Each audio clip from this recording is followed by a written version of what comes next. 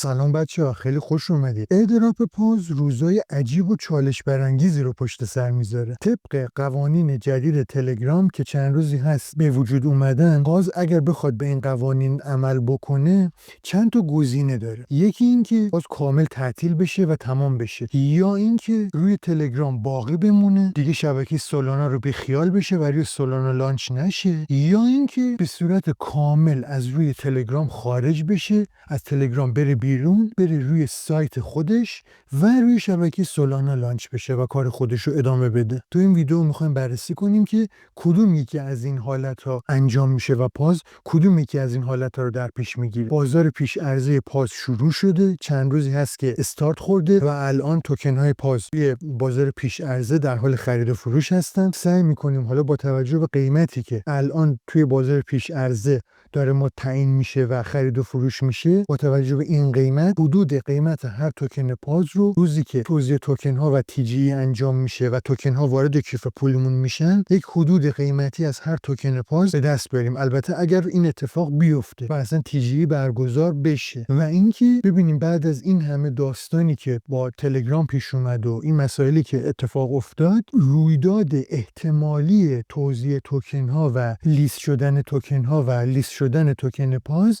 چه تاریخی خواهد بود. تمام اینها رو تو این ویدیو در موردش صحبت میکنیم. تا انتهای ویدیو همراه ما باشید. الان این صفحه اول شاید در نگاه اول هیچ تغییری رو شما توی پاز نبینید، ولی تغییر اصلی اینجا اتفاق میفته. شما زمانی که روی این گزینه میزنید فقط کیف پول تونکیپرتون رو میبینید. ببینید فقط کیف پول تونکیپر دیده میشه.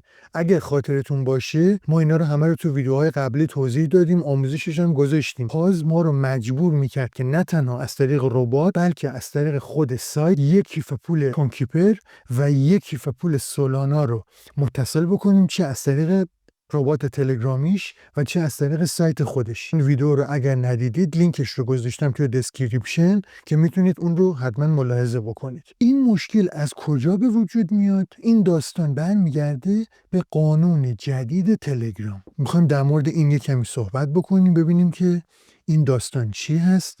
وارد تلگرام پاول دوروف میشیم. تلگرام پاول دوروف رو این کانال تلگرام رسمی مالک تلگرام دیگه.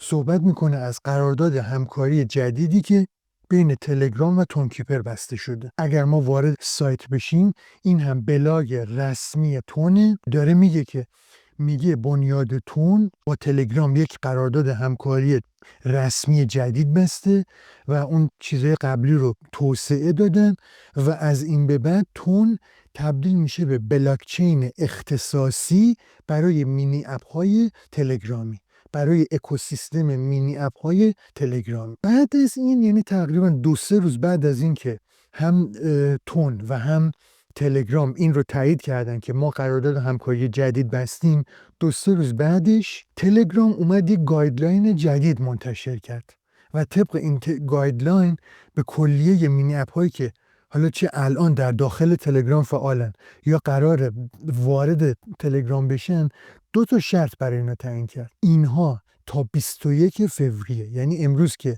این ویدیو رو در خدمت شما هستیم اول فوریه است، تا 21 فوریه یعنی تا 21 روز آینده اپلیکیشن ها فرصت دارن که 2 تا کار رو انجام بدن. تنها شبکه رسمی که میتونن داشته باشن شبکه تونکیپره. به جز تونکیپر هیچ شبکه دیگری رو نباید بپذیرن و قبول بکنن، فقط و فقط شبکه تونکیپر. و مورد دوم این که علاوه بر شبکه تونکیپر باید یکی از کیف پول‌های مبتنی بر شبکه تونکیپر رو به عنوان کیف پول اصلی خودشون قبول بکنن. پس شد 2 تا شرط. یکی فقط شبکه تونکیپر، فقط کیف پولی که مبتنی به شبکه تونکیپره. این داستان چه ارتباطی داره با پروژه پاز؟ ارتباطش رو الان با هم بررسی میکنیم. این کانال تلگرام رسمی پازه. تاریخ 17 ژانویه پاز اومد توکنومیکس رسمی خودش رو منتشر کرد. البته گفتیم این توکنومیکس کامل نیست چون هنوز مارکت کپ رو به ما نداده، توتال سپلای رو به ما نداده، یعنی ما نمیدونیم تعداد کل توکن های پاز که میخواد منتشر بشه چقدره. مشخصه که این توکن ها به چه صورت توزیع میشن. یک چیز اینجا برای ما جالب خواهد بود، اینم این عدد 7.5% قراره از کل توکن هایی که توسط پاز توزیع بشه 7.5% به توسعه شبکه سولانا اختصاص پیدا کنه.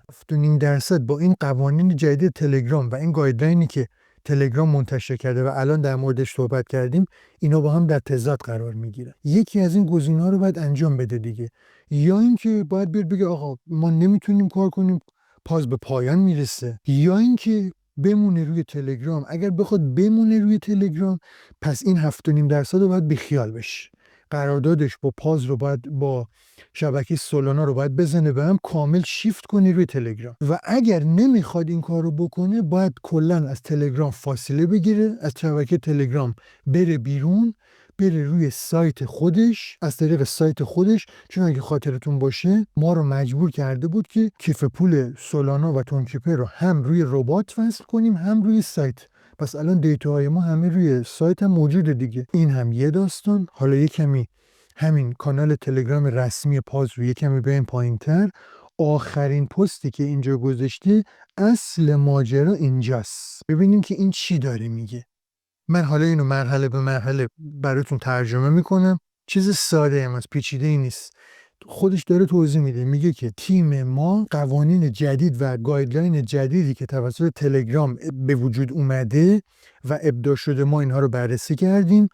بعد از مطالعه دقیق و کامل گایدلاین جدید، تیم ما به این نتیجه رسید که ویژن ما، یعنی اون چارچوب فکری ما و خط مشی ما، با محدودیت‌های جدید تلگرام، اینها توی یک چارچوب قرار نمیگیرن، توی یک مسیر نیستن. در نتیجه به احتمال خیلی زیاد ما مجبور خواهیم بود که ادامه توسعه مینی اپ پاز رو متوقف بکنیم. یکی از همین حالتایی که همین اول ویدیو در موردش صحبت کردیم، داره میگه که ما چاره‌ای نداریم به جز این که ادامه توسعه اپلیکیشن و مینی اپ پاز رو متوقف کنیم. که میگه این تصمیم به خاطر اینه که مسیر جدیدی که تلگرام برای ما تعیین کرده با اون چارچوب فکری ما و اون چیزی که مد نظر ما هست، اینا با هم در تضاد قرار میگیرن. بعد تو مرحله بعدی داره توضیح میده که هیچ جای نگرانی نیست، تمام دیتای شما و هزینه هایی که کردید، همه اینها از طریق سایت پاز که اونم سایت رسمی هست، از طریق سایت تمام اینها همچنان در دسترس، جای نگرانی نیست. دیتای شما، اطلاعاتی که ذخیره کردید، هزینه هایی که کردید، همه از طریق سایت در دسترسه. ما به توسعه سایتمون همچنان ادامه میدیم. و نکته جالبتر این گزینه است. ببین داره صحبت از ongoing TGE میکنه، یعنی اینکه رویداد TGE و توزیع توکن ها در پیشه. پس از اون طرف داره میگه که ما چاره جز تعطیلی پاز نداریم. بعد از این طرف داره میاد میگه که اطلاعات شما روی سایت هست و ما TGE رو هم برگزار میکنیم، چون صحبت از ongoing TGE داره میکنه. حالا با این دیتایی که الان ما به دست آوردیم، وارد اپلیکیشن پاز میشیم. بنابراین این تغییری که پاز توی صفحه اول خودش اینجا عمل کرده، الان مشخص میشه که چرا این کار کرده.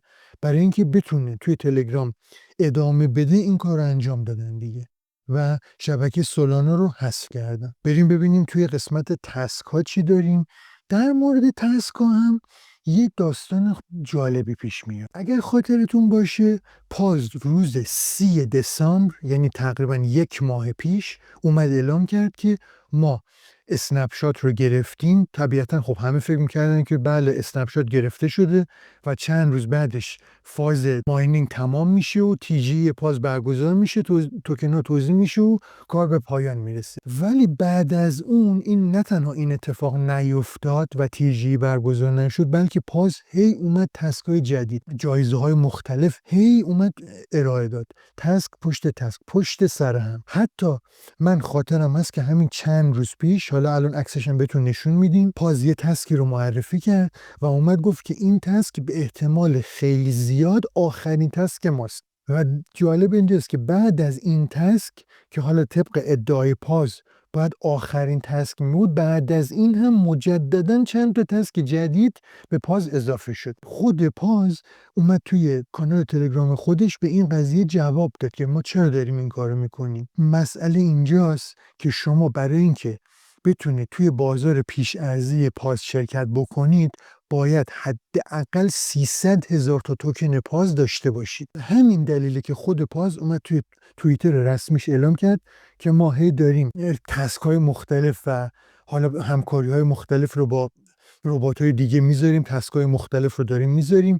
ما هدفمون اینه که کاربرهای بیشتری هرچه زودتر و سریعتر به اون محدوده 300,000 توکنی دست پیدا بکنن تا بتونن در بازار پیش عرضه شرکت کنن.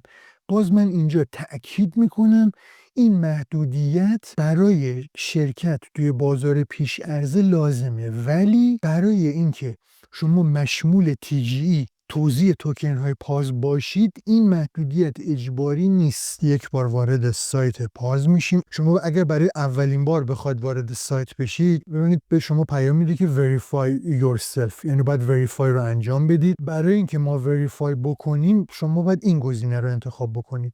یه بار وارد مینی اپ پاز توی تلگرام میشه، اینجا این گزینه رو انتخاب میکنیم continue in website، این رو میزنیم مثلا رو کروم بیاد بالا. اینجا ببینید تایید صلاحیت انجام میشه، وارد سایت پاز میشه. اگه خاطرتون باشه ببینید این گزینه، این جزء شرایط recommended، یعنی جزء شرایط اختیاری، جزء شرایط اجباری نیست. بنابراین اگر شما تعداد توکن هاتون هنوز هم به 300,000 تا نرسیده نگران نباشید. شما توی بازار پیش عرضه نمیتونید شرکت کنید، ولی در صورتی که این شرایط اجباری رو کسب کرده باشید که تو ویدیوهای قبلی در موردش صحبت کردیم، آدرس ویدیو رو هم الان توی دسکریپشن میذارم، تو قسمت بالای ویدیو الان لینک ویدیو رو میبینید. اگر شما این شرایط اجباری رو داشته باشید این سه تا شرط پایینی از جمله همین شرط 300,000 تایی رو داشته باشید یا نداشته باشید تأثیری روی شرکت شما توی TGE و دریافت توکن ها نداره. همونطور که گفتیم پاز وارد بازار پیش عرضه شده، چند روزی هست که بازار پیش عرضش فعال هست. گفتیم شما حداقل باید 300,000 تا توکن داشته باشید. بازار پیش عرضه پاز به صورت کامل روی شبکه سولانا لانچ شده و خود این یک دلیل دیگری هست مبنی بر اینکه پاز به این نتیجه رسیده که باید کامل از تلگرام فاصله بگیره و بره روی شبکه سولانا از طریق سایت و روی شبکه سولانا، چون الان بازار پیش عرضه پاز روی شبکه سولانا داره لانچ میشه. برای اینکه شما اینجا فعالیت بکنید علاوه بر اون محدودیت 300,000 توکنی باید یک کیف پولی رو روی شبکه سولانا داشته باشید و اون کیف پول رو هم فعال کرده باشید. کاری که شما میخواید انجام بدید اینه که توکن های خودتون رو توی بازار پیش عرضه باید تبدیل کنید به ووچر NFT. یعنی توی بازار پیش عرضه توکن های پاز به صورت تکی فروخته نمیشن، به صورت پکیج NFT فروخته میشن. هر 300,000 توکن شما تبدیل میشه به یک ووچر NFT و شما این ووچر رو میتونید حالا نگه دارید، میتونید بخرید، میتونید بفروشید، میتونید نگه دارید تا TGE برگزار بشه یا هر گزینه دیگه که مد نظرتون هست. پس توکن ها به صورت تک تک یک پکیج 300,000 تایی از توکن های شما تبدیل میشه به یک ووچر NFT. قیمت پاز الان توی بازار پیش عرضه مشخص شده. اگر ما اینجا این رو بیاریم الان قیمت پاز در بازار پیش عرضه است. همونطور که گفتیم یک پکیج 300,000 تایی الان قیمتی که خورده، مثلا شما اگر این یکی رو در نظر بگیرید میشه 700 سولانا. حالا اول ما باید ببینیم که قیمت سولانا چقدره دیگه. $232، حالا 231، اصلا ما میگیریم $230. یه ماشین حساب نیاز داریم. قیمت یک پکیج 300,000 تا یعنی یک ووچر NFT پاز که 300,000 تا توکن داخلشه قیمتش بود 800 دیگه. یه سولانا هم بود $230. پس یه ضرب ساده است، یعنی یک پکیج 300,000 تایی از توکن های پاز به قیمت الان بازار پیش عرضه میشه $18.4. این $18.4 رو این قیمت 300,000 تا توکن پاز. اگه ما اینو تقسیم بر 300,000 بکنیم قیمت هر یک توکن پاز در بازار پیش عرضه، ببینید من دارم روی این تاکید میکنم، الان این قیمت بازار پیش عرضه است. ممکنه روزی که توکن پاز داره توزیع میشه ما قیمت‌های دیگه ای رو ببینیم. 1 2 3 4 تا 0 6 4 تا 0 6 دلار، یعنی قیمت هر توکن پاز میشه این عدد. اگر فرض کنیم مثلا یه کاربری فرض مثال میگیم 200,000 تا توکن داشته باشه، 200,000 تا توکن قیمتش میشه 12 دلار، 12.2 دلار، یعنی با این قیمتی که الان توی بازار پیش عرضه داره انجام میشه، اگر با همین قیمت توزیع توکن ها انجام بشه و توکنش لانچ بشه، برای یه کاربری که 200,000 تا توکن پاز داره میشه یه اینجور قیمتی. بازم تاکید میکنم این قیمت واقعی نیست، چون ما هنوز برای محاسبه قیمت واقعی پاز دیتای کافی نداریم. مارکت کپش هنوز مشخص نیست، توتال سپلایش هنوز مشخص نیست، معلوم نیست چه تعداد توکنی رو داره میخواد توزیع بکنه. آیا این توکن ها و این تعداد توکن همین توکنه؟ مثلا اگه شما 200,000 تا توکن پاز دارید، دقیقا همین 200,000 تا توکن به نسبت 1 به 1 وارد کیف پولتون میشه، یا اینکه حذف صفر داریم و تعداد توکن ها کاهش پیدا میکنه؟